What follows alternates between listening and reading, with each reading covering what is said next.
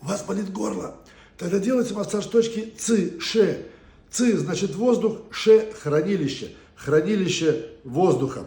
Делать массаж этой точки стоит, если у вас кашель, икота, боль в горле по любой причине, отек слизистой.